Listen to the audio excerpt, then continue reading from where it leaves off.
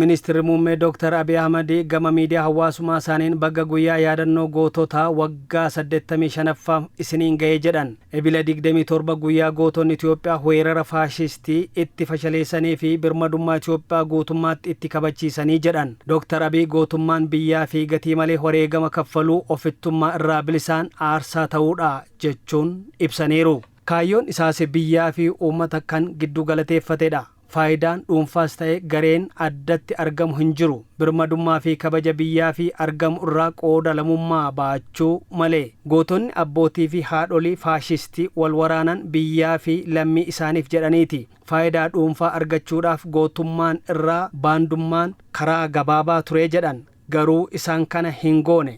Qabsoo gootummaa isaanii diinota sadii waliin kan taasifame ture jechuun kaasaniiru. Isaan fedhii ofii baandaa fi weerara faashistiiti. Gootummaan faayidaa dhuunfaa faayidaa biyyaatiif jecha dhiisuudha. Gootummaan kabaja dhuunfaa aangoo dhuunfaa fi faayidaa dhuunfaa fi wareegamuudha. Kana fudhachuudhaaf ammoo diina ofii dura mo'achuu danda'uu gaafata. Baandota jechuun warreen of mo'achuu dadhaban jechuudha. Wayita fedhii fi faayidaa dhuunfaa mo'achuu dadhaban kabajaa fi faayidaa biyyaa isaanii gurguru. Baandonni gama tokkoon biyya keessan gurguraatii akka keenya dhuunfaatti fayyadamaa jedhu. Gama kaaniin ammoo karaa itti agarsiisa biyya weerarsiisu. Har'as diinonni sadeen kun ni jiru jedhan Ministeerri muummee Dr. Abiy Ahmed maqaa fi biyya qofaa jijjiiraniiru. Gama biraan ammoo har'as gootonni Itoophiyaa dameelee garaagaraan bobba'anii jiraachuu ibsan. Badhaadhinni Itoophiyaa akka milkaa'u gootonni biyyaalessaa ni barbaachisu jedhan. Gootummaa fedhii ofii baandummaa fi weerartuu fi hin booji'amnetu nu barbaachisa. Gootummaa indaastirii, qonna, nageenya, siyaasa, daldala, diippiloomaasii, tajaajila mootummaa, fayyaa, barnootaa fi kanneen biroon barbaachisa. Ayyaana kana kan kabajnu sadarkaa gootummaan keenya gamaggamuufi jedhan. Itoophiyaa fi hagam goota. Har'as dadhabdoonni fedhii dhuunfaa isaanii hin injifanne jiru.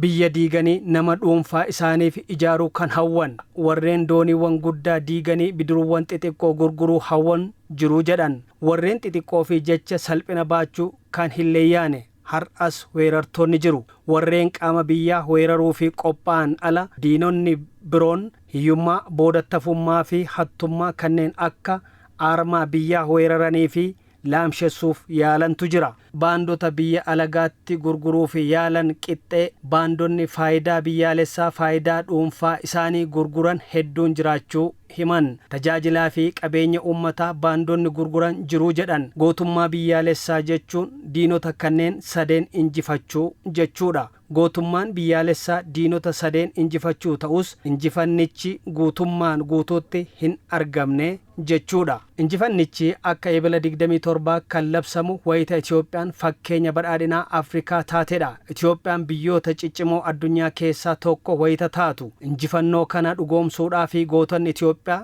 jaallattoonni hundi waloon akka ka'an waamicha dhiyeessuun barbaadaa jedhan Dr. Abiy Ahmed.